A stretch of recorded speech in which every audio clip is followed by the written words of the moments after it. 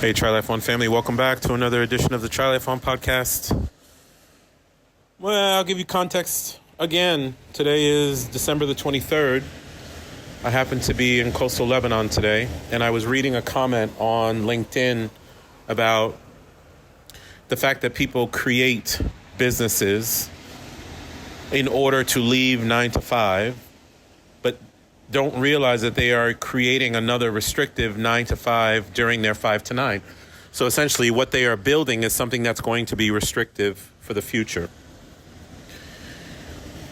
That was a really important point for me to read because I'm so far out of the 9 to 5 mentally and physically that it reminded me of something that I wanted to share with you guys and then pop a recording on as an example. So what I came to understand, especially starting in 2019 or so, when I was asked to effectively start Quattro Capital, which is my private equity firm with my partners, we did start a private equity firm, but we also hired a business coach to help us work on the business so we could extract ourselves from being in the business all the time. And what it created was, and I post about this quite a bit on LinkedIn, I say that I have 5,000 tenants, 2,000 apartments, 20 property managers, 12 business partners, 2 virtual assistants. Actually, I don't even have them anymore. 50 automated business systems and a laptop and a cell phone, and I run my business. And effectively, that's true. The waves that you hear behind me is because I'm on the Lebanese coast today. And I can run my business from here. I don't want to be in the business. I don't want to be in the 4 walls of my business being restricted about life. I want my business to support life. You have to find a way to work on the business so you are not always in the business. For me, that came from realization, especially working with a coach, but that came from realization of elimination, automation, or just flat out outsourcing. Elimination, automation, or outsourcing to get your, assuming you want to have a particular lifestyle, to get your business to be lean so you don't need to interact with it on a day-to-day basis, whereby you have the freedom to record an introduction for a podcast while looking at the Mediterranean Sea from wherever you are in the world.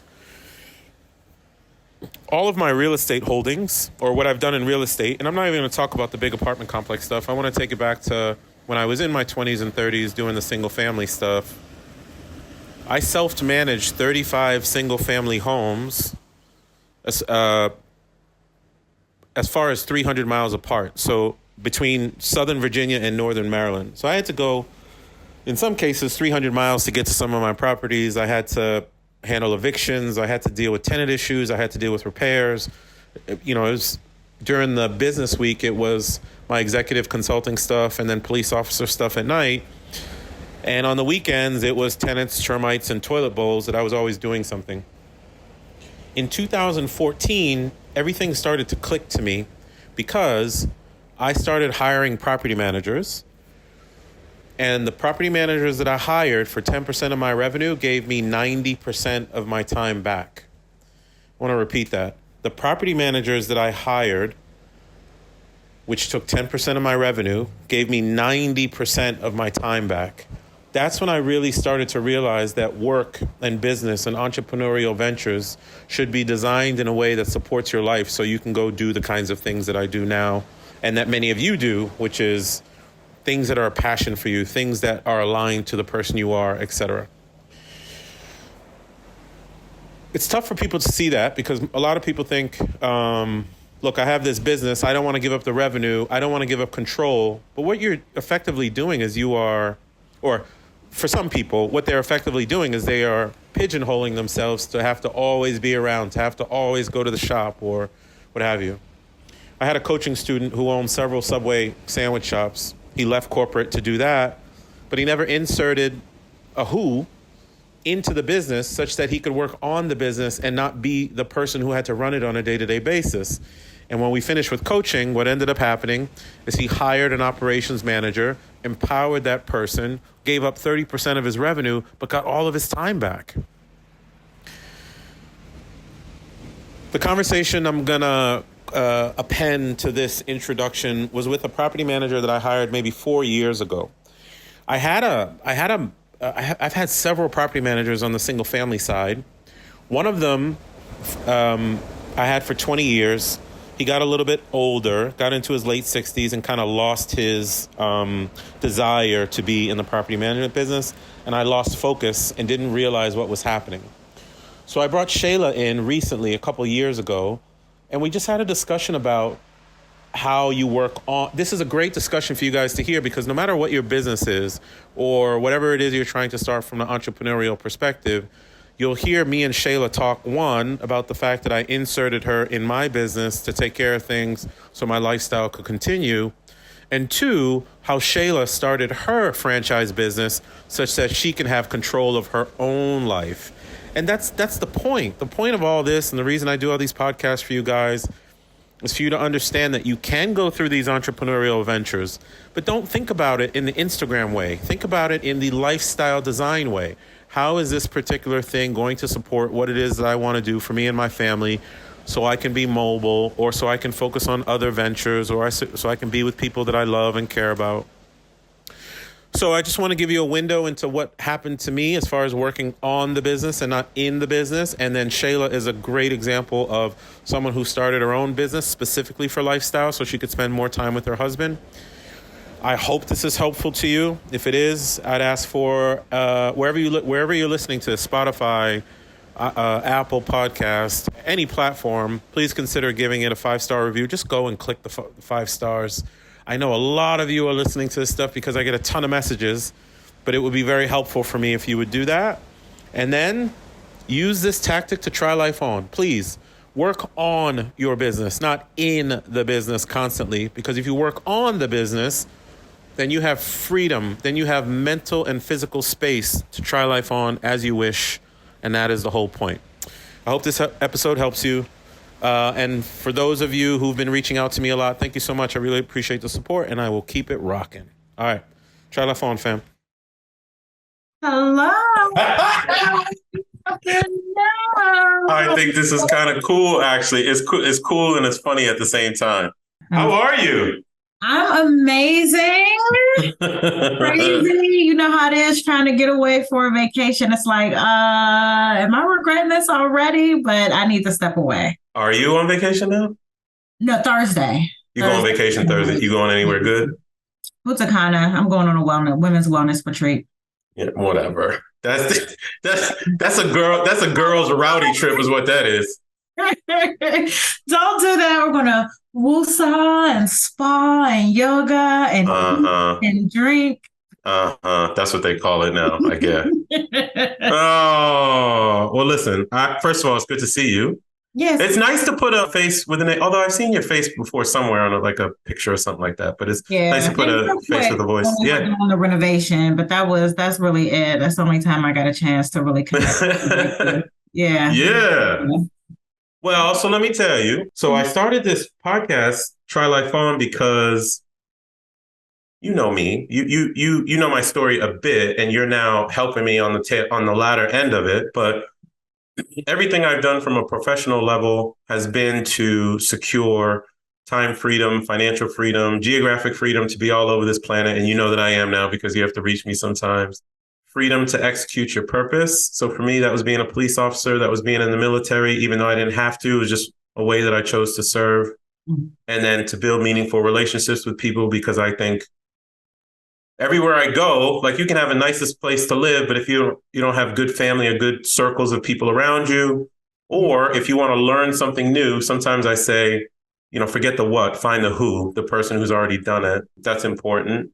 And I'm going to explain to, like, everybody will get an intro as to why you're here and everything. But can you just talk a little bit about how you got into the property management space, mm-hmm. why you got into the property management? Because obviously you're running your own business. Yeah. You're not necessarily in the, I work for this boss in the W-2 world or what have you. And I love, like, Try Life on Land, hearing about different types of spaces that they can get into to kind of manage their own life and have their own lifestyle or what have you. Mm-hmm. How did the property management stuff start? And then where are you? Like, give people a context. Yeah, sure. So we're in Maryland. We handle primarily Prince George's County, all residential, but we'll do the surrounding counties. So a few in Montgomery, a few in Charles, all of that. Mm-hmm. And this journey started before I knew it started. Mm. So as a child, me, my mother, and my sister were just obsessed with properties. Like if we saw an open house sign, we're going in there. The first time I ever did a renovation was my room when I was in high school. And, Yeah. I'm putting up wallpaper, I'm picking out carpet, I'm doing all of those things. So real estate has always been a thing for me. Even with my great aunt, she and her husband owned a farm. And, with my grandfather and my mother, I said, you're a lot like your grandfather. But for them, whenever they moved and my grandparents got their first house, I mean, the house was like leaning, and Yeah. he Yeah. was hands on in getting that done. So fast forward, when I got to DC, so Howard brought me to DC. I stayed. Howard University. Howard University. Yep. Yeah. Mm-hmm. University brought me to DC. My mother had moved here a year before. So my steps were really ordered, and you never really realize that until hindsight. So Howard graduated, ended up staying. And when I got married, my husband's a master plumber. Mm-hmm. So whenever we got married, real estate was always going to be one of those things. And really, we thought about it for ourselves. We wanted to, whether it was flip, buy and hold, whatever the case may be. But while we were looking for funding for his company, one of my mentors was like, look, I may have an opportunity. You can get this funding, but you have to open a business. And when we were looking at franchises, Oh. my husband and I have this saying called Shark Tank, right? So you go on Shark Tank, they give you exactly what you asked for. They may ask for a little higher percentage, but they're giving you everything you asked for and people hem and haw. And that's what this situation was. We came across Key Renter. We looked at a few other franchises and we're like, well, we had actually already set up an LLC. And when you're looking at franchises, you have that back end support that's there. There's a lot of the heavy lifting that's already done for you. I'm a big fan of franchises, and people don't even realize all the things that you can Right. make in a franchise. So we jumped in head first, and it's been an amazing journey. So it started as a kid and really just kind of escalated from there. So, how long have you been doing it? When did you start? We opened in 2018, so we are almost 5 years old. We have made it through what everyone says, those first 3 to 5 years. If you past that. So in October, we will be a whole 5 years old. I don't think first of all, I didn't realize that Key Renter maybe I did. I didn't realize it was a franchise, but I don't think a lot of people recognize that you can also be an entrepreneur inside of a system. Yeah. And the support that system gives you to set the business up. Like I don't know, give some of the goods of being a franchise owner and then maybe some of the bads, because I know you can't deviate against some of the specific rules that they might have too. Yeah, for sure. So the bonus was website done, preliminary SEO is done.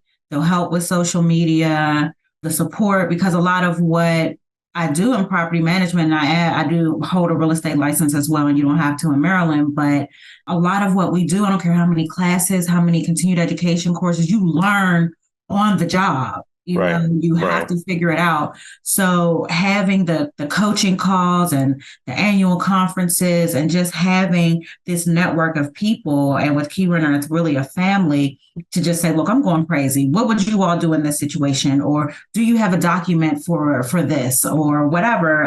Even though the government is supposed to have all this stuff online, they'll have stuff, a law has passed and they haven't updated stuff on the website. Like there's just so many nuances to it. So really just that back end support. I would say a con would really be sometimes if they're making changes on a corporate level or they're doing too many changes all at once, that can be a downside. You don't always have a say in that. So we've changed our website twice within the last, I'll say 2 years. Because you had to be like just to match the corporate whatever. Corporate, yeah, changed the look of it. And recently I'm in the process of tweaking it and, kind of, you can still make it your own, which is good, but there's still a process with that. And they decided to do that during busy season. So I wasn't upset at the change. We have a lot more technology. Now we have AI on the back end. It's great in that regard, but at the same It's more time. work. It's like, okay, I'm not ready to sit down and revise a website in July. Like it's the middle of busy season. That's not. Right. So you kind of get forced into having to do things, if you will. Yeah, yeah, Yeah. yeah, I get yeah. it. So can you express, so for folks who are listening, and if you didn't catch the intro, so Shayla is one of my property managers. I think it's like I've never interviewed one of my property managers and stuff like that.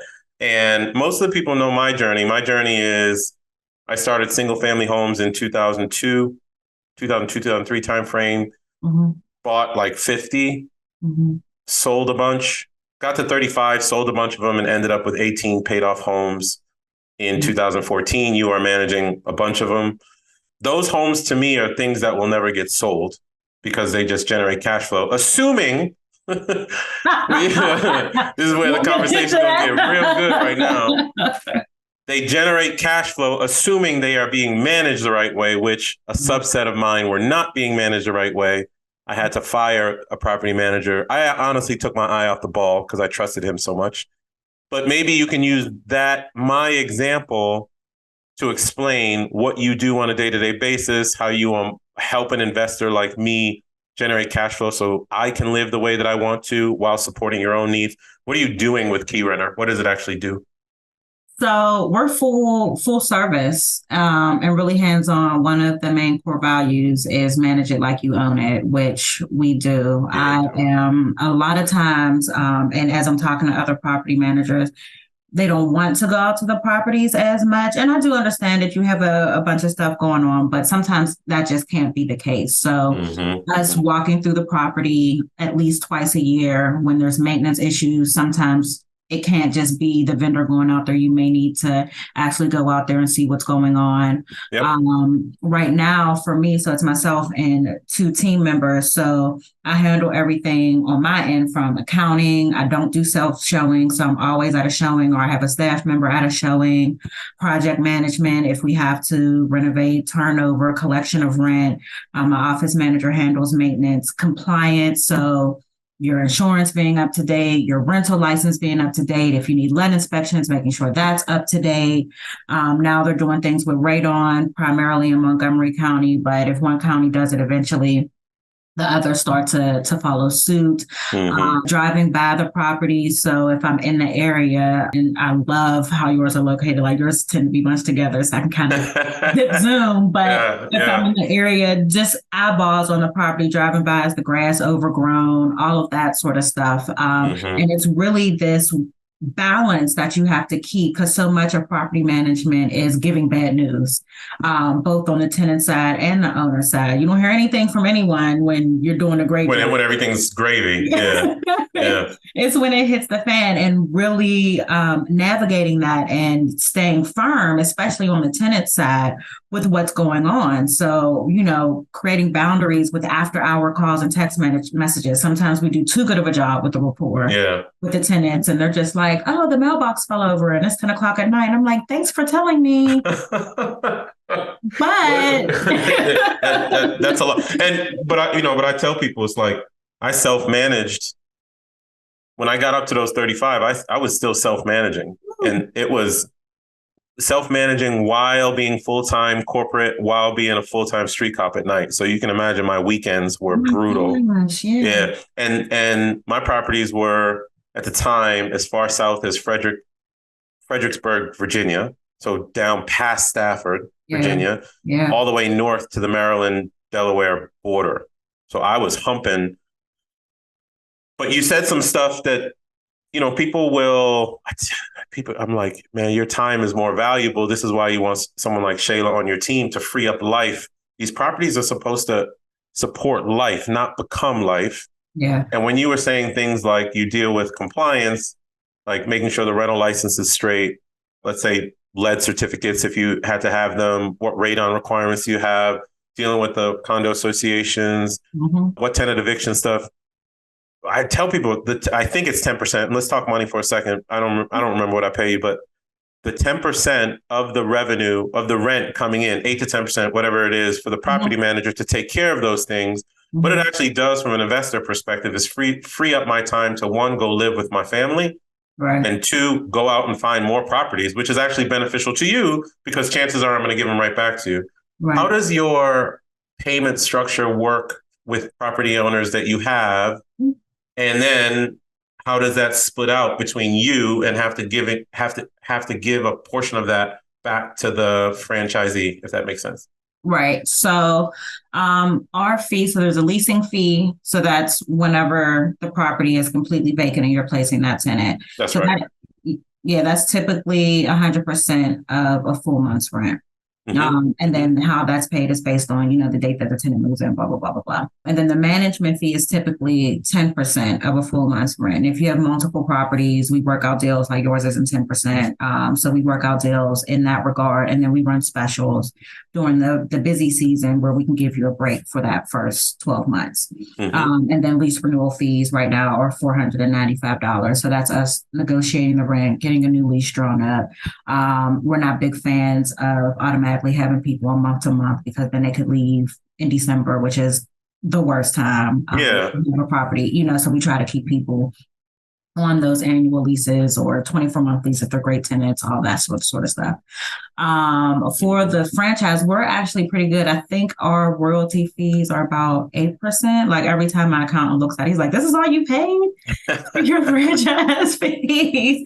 So they're really good in that regard. And then getting us deals like the software we use at Folio, like getting those group fees that's right. They can leverage the power of the whole membership team. Exactly. Yeah. Exactly. So a lot of things that we do, so like our resident benefit package, our owner benefit package, those are vendors that were introduced to me through Key Runner headquarters. And it took me a while, but you don't have to sign on. That's the beautiful thing. You're not forced to, but they're just giving you all of these tools and it's up to you on what you do. And I waited on some of them until they got their act completely together. And I'm like, okay, now I'm ready. This is what I'm looking for. So that's kind of the difference. And then we pay you guys up. Yeah. And then so people can understand kind of what they would get. You own. So each franchisee owns a particular territory, is what I would assume. So what's your territory?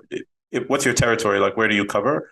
Prince George's County is my technical territory, but this area is so transient. So there is a Washington, D.C. location, and there is an Alexandria location, and there's an Annapolis one. So there is some spillover, but we all play nice. But everyone gets along together in the sandbox and stuff. Yeah. I love that. And I like the idea of, let's talk lifestyle real quick. I like the idea of property management as, let's say, kind of a virtual career, but you do need to be in specific places at specific times, or you have a team member who can go do it. Yeah. Like, how does as an investor and you supporting me as part of my team, I work from wherever I'm going to be at. Right. I don't mind going to physical places. Like I got properties all over the U.S. I got to be in Houston sometimes and Alabama sometimes, but it supports my lifestyle. Like, I don't want to be in an office all the time. Yeah. I want to grab this laptop, this mic when I got to do podcast interviews, that cell phone, and be out. Yeah. Give me a little sense of how this supports the lifestyle you and your husband wants. And do you feel free? Do you feel mobile? Is this a good option for people who want a less traditional work life, if you will? It is. You definitely have to be built for it. I love problem solving. I'm definitely scrappy. So, getting through a problem, I might be screaming and hollering, trying to figure it out. But once I get on the other end, it's this high. And people laugh. I have this backpack. I wish I could just pull it up. I have this backpack. It's my mobile office. So there are times where I work in the office. There's times where I work at home. There's days where it's crazy and I'm just in the car, plugging away, running in and out of properties. And I love it. I love the hustle and bustle of it. And people just think, but it's just moving and it does support. So when you're first getting started, for the most part, you are going to be a one-man show. So it is tough. Like I mentioned earlier, I'm going on vacation. I haven't been on a legit like feet in sand vacation since before 2018, like quick trips to Vegas and stuff here and there, but like truly disconnecting, whatever that means as an entrepreneur, you're never truly disconnected, but disconnecting, it takes some time. It wasn't until I was able to get the team members in place, get them trained up, always remembering this is your business. Not everybody works the way you work. You have to show them and set those expectations. And, whenever it's just you and then you bring on team members, those processes have to change. You just getting in where you fit in and making it happen when it's just you. You now have other people relying on you, other people asking questions, all of that. But they've been lifesavers, and really are a part of building the business. And they understand that. They have feedback and suggestions. Yeah. As important. So I would say if you are thick-skinned and understand not to take things personally, especially I've been cussed out by tenants in court and all of that, and your reaction is exactly how I act towards them. I am cracking up, and of course I'm more upset, but I'm like, I mean, what do you want me to do? You've seen it though. It's not like, it's like when I was a street cop, there was nothing, people would throw swears at me and racial shit and be like, man, there's nothing I haven't heard at this point in life. Yeah. Seriously. We're not even best friends. Like, this means nothing to me. I'm go out here and go to lunch or have a drink or, that's it. That's the other thing, supporting. So, a lot of times because both me and my husband are entrepreneurs, those middle of the day dates, whenever we can, are like amazing. So if I got to shut it off for an hour or two, I let the team know I'm not available for X, Y, and Z time. And that's what it is. So being able to have that focus and really for we don't have kids. So for my nieces and nephews, that's a good time for them. Oh my goodness. And then for them to see these other options and, they love how we are able to spoil them. All of that comes from this. So that's awesome. That's awesome. And so there's the good. I mean, we haven't talked about any of the horror stories and stuff like that. We can use mine as a horror story. Let's talk. We can talk 203. Which one was the hoarder? Was that 203? That was 203. That was 203. So I felt so bad when I was onboarding your properties. I was like, man, I have nothing good to say. I'm gonna open the kimono a little bit and let Nation know. I bought that property I vaguely remember buying it in 2017. It was one of the later ones that I bought in that complex. And for those of you who are listening, my mantra on the single family, you guys know that I do apartment complexes and stuff like that now, but I've always liked single family homes. And there's a particular complex that Shayla takes care of for me that has, I think I have 6 or 7 in there. Or in that area anyway, 6 or 7. So I bought another one because it came on the market. It made sense. This is like 2017. I bought it cash with a partner, and then I bought the partner out like 2 years later. Now, here's a mistake that I made. I got so comfortable with my old school property manager who had been in place for 20 years that since I've been gallivanting around the world, whatnot, and building real estate in another country and stuff, I made an assumption that everything was working well. And then finally, I took a look at financials. I'm like, wait a minute, this property hasn't received money for quite some time, and I missed it. This is a good lesson to the folks who are listening who want to run their own business or want to run a virtual show or something. I dropped the ball because I was not paying attention to revenue coming into this one particular unit. And I feel like it had been 6 months, 8 months, something big. It might have been even longer than that. Yeah. So I fired that property manager. I fortunately found Shayla, and the way that I found her was searching on the internet and stuff, but we had one phone conversation. I don't know if you remember that conversation. When you feel good about someone, I subscribe to look, if you feel good about it, then just jump and go for it, and you've been a godsend ever since.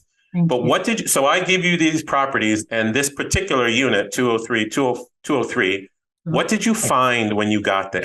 What did you find? This is two bedroom, 2-bath condo in a garden style building. And this is the middle unit. What did you find? So I had my contractor with me. It was me and my contractor. And my contractor, I mean, both of us, we'll get into the mud. We have no problem. Yeah. He did not leave the entrance of the front door. Oh, shit. He stood. So when we knock, we're hearing all this movement. We learned that she's making a pathway. So there was a narrow pathway from the door. From the door, you can see to the balcony. We couldn't get to the balcony at all in this first trip to check out utilities, check out all of that. She had enough space for a folding chair that the tenant would sit on by the kitchen. What was the stuff? So clearly she's hoarding. Everywhere. What was the... There was, whether it was clothes, shoes, in the kitchen, there was food everywhere. She offered us water. It was like, no, thank you, ma'am.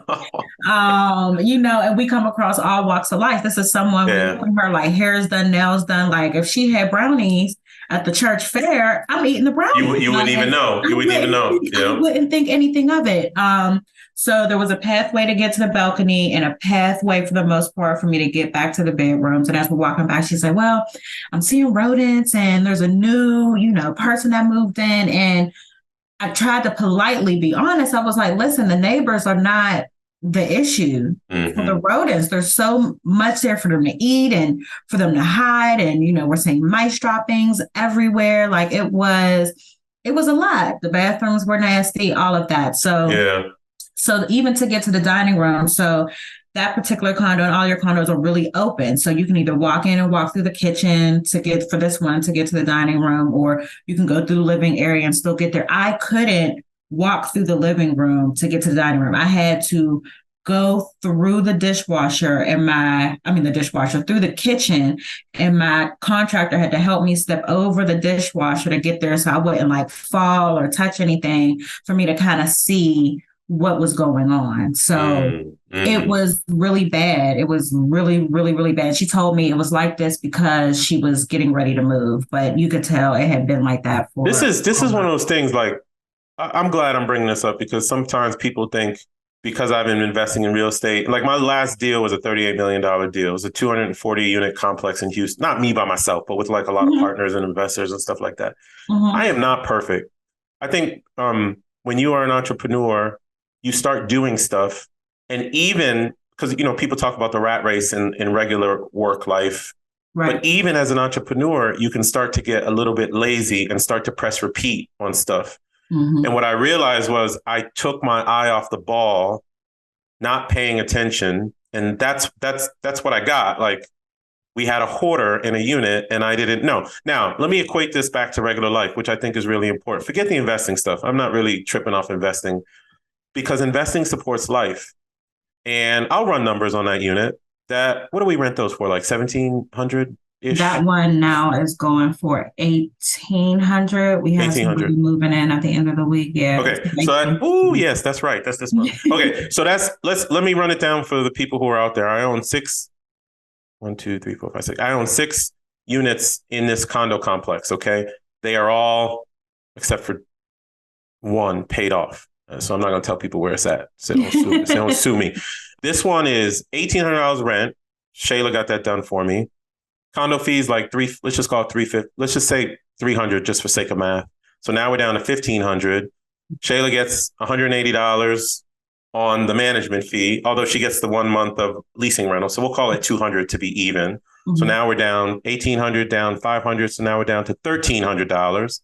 And assuming I don't have any catastrophic HVAC issues, which I'm having right now, but let's say I don't have anything catastrophic, I have to pay liability insurance to State Farm. So all in all, it's somewhere like $1,200 or $1,100 worth of free cash flow for me to live on. Okay. Multiply that by 10, you're talking $11,000, 2 more months of the year, you're talking $13,200.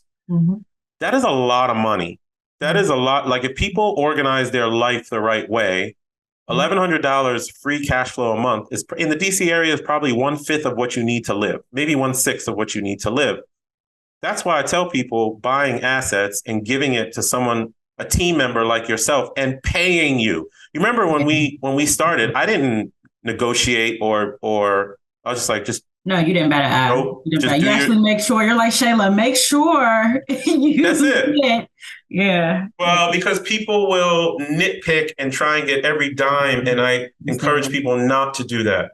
Pay you're going to get a bonus from me 100%, because not only are you enabling my properties to be good homes for the families that will live there, you are now giving me per property almost $13,000 a year to live, such that I can spend more time with my 10-year-old, more time with my 23-year-old who's on the spectrum, on the autism spectrum, more time traveling around the world.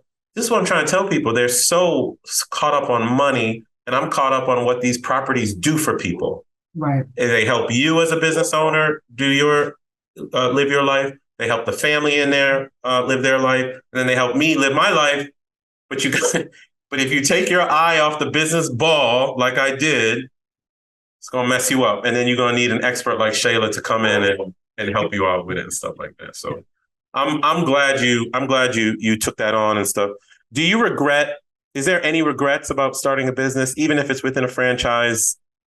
Do you think you should? Do you sometimes think about doing other things? Do you have time for other things to try life on your way? I do have time. I'm getting to that point where I have time. I don't regret it. Mm-hmm. I have moments where it's a lot, and I always tease my husband like, "Why do we have to have dreams and ambitions? Why couldn't we just No doubt, no doubt, no doubt. Sit back and collect a check like everybody else?" But my godmother, my parents, my examples, I have my grandparents and great aunts. They were entrepreneurs. It was that generational wealth, and for me, that's you had that blueprint in your family to be an entrepreneur. Yes, just to see I have 3 aunts that own beauty salons. One of those great aunts also had a farm, which is one of my dreams. My grandfather he always had 1,005 jobs, but he was hands-on with working. My great uncle had a duplex where my aunt lived in, as well as up the street from my grandmother. My cousins lived in his other house. So some of the lessons were spoken to me and instilled in me, but the others, you don't realize what you get through osmosis. Right. Just right. Exactly. Yeah. You just really you don't know. So yeah, it's always, the entrepreneur spirit has always kind of been there in me. So it's awesome that your family had the entrepreneurial blueprint. What my family's blueprint was to work hard. My father was 30-year educator, Boston, Massachusetts public school system. He retired after 32, a vice principal of an elementary school. He's chilling down in Florida now. And then my mama was a 22-year guidance counselor after coming out of the corporate banking world. Okay. I did not have the entrepreneurial blueprint in my family. I had to go to work, save your money. But that's that generation. That's that generation. So like my mother, high school English teacher. Oh, okay. I got you. Yep. So a lot of my stuff outside of my godmother, who was like corporate America, so she kind of had a little bit of that, but it was my grandparents' generation. Right. That I saw all that from. You saw it. You felt it. Yeah. It can skip a generation. And the reason I called that out is because you don't have to follow your family's blueprint. And I think that's what's difficult for people, especially Black and brown folk. We tend to adhere to the family dynamic of what we saw. What I'm proud about in my case, and I'm actually curious what your husband's doing with his master plumber stuff, but what I'm proud about in my case, my 10-year-old, we just came back from traveling overseas, as you know, and he said to me, "Dad, I think I know what I want to do when I grow up." I was like, what you want to do? He said, "I want to be a firefighter," AKA Dad was a police officer for a while. Mm-hmm. And then on the side, I want to invest in real estate so I can create time so I can go live my life. At 10, right? I damn near lost my shit because I'm like, oh my God, he's paying attention to what I'm doing and what I'm seeing and stuff like that.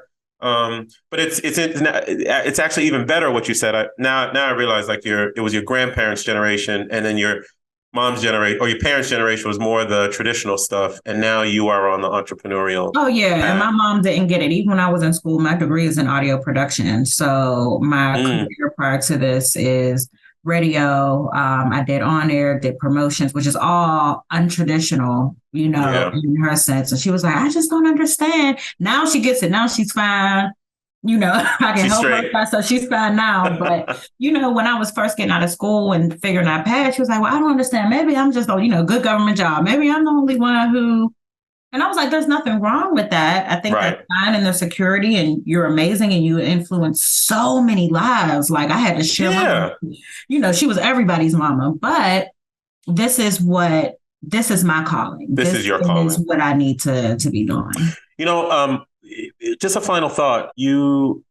I think there's two from a lifestyle design perspective and from leveraging the entrepreneurial nature so you can live the way you want. To me, there's two ways to design freedom, if you will, within it. The first one being, I've made intentional decisions about my business life where I do not want employees. I want everything automated. You're not my employee, you're my business partner in all respects, right? You run stuff for me. So I can go do things and be around the world and what have you. The other part of that, and then because of that, I'm actually giving up opportunity. But I don't chase money. When you chase money, it runs. When you do things and money as a byproduct, then it tends to be okay. But the other thing that you do that I feel like you're doing, and I want you to comment on it, is yes, you have this business that you've started. You now have 2 team members who are in the business. And if you're disappearing for a little while, my assumption is you feel comfortable that they can run stuff without you. Could you just speak to the mindset of letting go a little bit, putting an ace in its place such that it frees you up to go do other things in life, which is living, which I think is hard for people because they want to be the end all be all of everything. But it seems like you are, I don't know if you're just starting or you're starting or the team has been there, but what's the thought process there relative to that? It is hard. And for me, it's not hard because I don't want to do it. It's whenever you've done it for so long or whenever it's the first time. So God had a way of showing me. So my first team member, Josh, he's been with us, let's call it a year and a half. His first trial by fire was when I got COVID. I didn't have a choice. I didn't have a choice. And he really stepped up to the plate. Like I was forced to say, you need to be hands off. We had an electrical fire at a property during that time too, while I was sick. And he was really able to figure it out, especially with him being, Josh is actually remote and a lot of people wouldn't even realize it. So it is a difficult lesson to let go just because it's your baby. I don't necessarily feel I need to be the end all be all. I'm a lot like you. I do want to get it to the point where I'm hands off and I'm checking accounting and I'm checking in. Work yourself out of the business. Work myself out of it. That is absolutely the plan. And, slow steps, you'll get there. I'll get there. But if you're listening to the universe, you'll be forced in that position. Because if I hired him right on time, I did not have to, but I was like, it's getting a little tight. I need to have somebody. And I mean, within like 5 months, I'm man down. So it's imperative, for you to have, whether you're looking at it as an exit strategy or what is this business going to look like should something happen to me, whether major or minor, all of that. So now I'm to the point between him and my other team member, Daniela, I'm like, look, figure it out. It's been I gotta go live. Right? I need you to make this happen. It's been a 180. So no, I don't. I think it's really important. Anytime you hold too close to it, that I think that's where businesses fail. Of course, there's the finances and all that to it, but when you're holding way too close and feel like you have to do every last little thing, you already have to do a lot in managing, working in the business versus working on the business. Right. That's enough within itself. You need to be able to find whether it's on automation or some 1099 employees, or I have 2 contractors, the one that worked on your property and the other one who actually helped me get some of the other ones. Those are my right hand men, partners. They're partners. Yeah. Very much so. Very much. Like one of them, whenever I'm gone, I'm like, he's my foot. Okay, if there's an emergency, you just go. He is my cover in addition to people that I have doing showing. So by no means. It's a team sport. It's a team sport. There is this mindset shift that has to happen for people to kind of let go and let other people come in. But it's exactly what you said. If you want to be a successful business owner, from my perspective, and forget the business, if you just want to live a better life, there's got to come a point where you are working on the business, not in the business constantly. I do not work in my business. I work on the business, but I clearly have gaps because somehow I didn't know that this property had a hoarder in it and stuff like that. But it's something I like to bring up to help people try life on more, to help them. Like, don't leave the W-2, don't leave regular work world, if you will, and start a franchise or entrepreneurial business. You can, but I don't see the benefit of just creating another 9 to 5, unless that thing is your passion. One of the best things you can do, as you said, Shayla, is like, no, do it, but find a way to work yourself out of it, such that you're just kind of monitoring everything like that. So exactly. I appreciate that. So final question. I kind of ask this of all my guests. We have this one life, and I encourage people to try life on, to go practice life, if you want to be a property manager like Shayla, reach out to someone who's already done it, who's 2 years ahead of you. If you want to be virtual, start talking to your employer about new arrangements. Don't present them a problem to solve. I want to be virtual. No, create a solution for them to support and say, hey, I got this idea, blank, blank, blank. Could you cover it?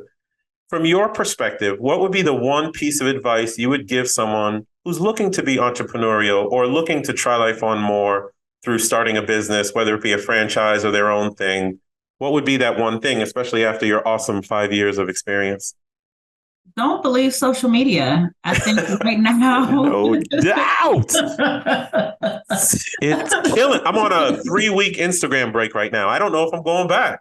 I mean, it's like, look, if it wasn't for the business, like I have a page to be in everybody else's business. I don't post anything. It's horrible. But for the business, we try to do it. But yeah, everyone is like, start an LLC, start a business. And if that's for you, great. But understand these people who are renting these jets just to take photos